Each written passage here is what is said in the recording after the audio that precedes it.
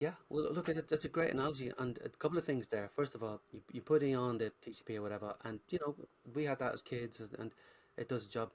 But it's leaving. It's what happens next when that evaporates. What's next? And a lot of times you're going to be fine, but other times you've now killed off the natural defenses. The natural balance is gone, and what comes next may be fine, or it may be problematic. And now it's got no competition, and it can set up and become in the ascendancy, and now you've got an infection.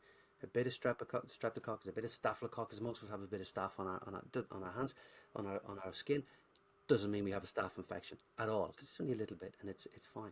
But the Manuka honey, you've got lots of good bacteria there, and when we have like I suppose if I was explaining the wound care we were talking about for with your dog earlier, that could be like a refined Manuka honey. It Yeah, isn't. That yeah, isn't what it is.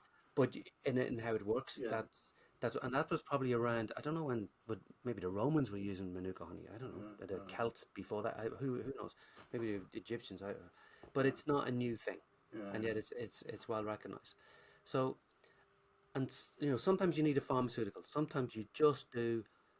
You do it, your dog needs a pharmaceutical, whatever, you've got an internal infection, and the only way around it is antibiotics. And thank God we've got them. Thank God somebody found them and refined them and made them. But I think this is one of the reasons why people are talking about the internal microbiome. Not just because they know that the antibiotics mess it up, and yeah, then you end up having to take a probiotic and try and if that's not the right quite the right probiotic, then that can not have as much as you think and all. But the antibiotic is going to mess up your gut microbiome, so that becomes a talking point. But also the problems with antimicrobial resistance.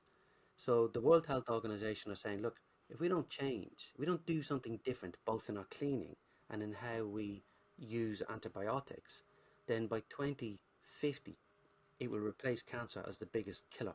Antimicrobial resistance will replace cancer as the biggest killer. And then we'll be back to like pre-World War One situations where somebody can effectively die from a tiny cut because they get an infection and sepsis. And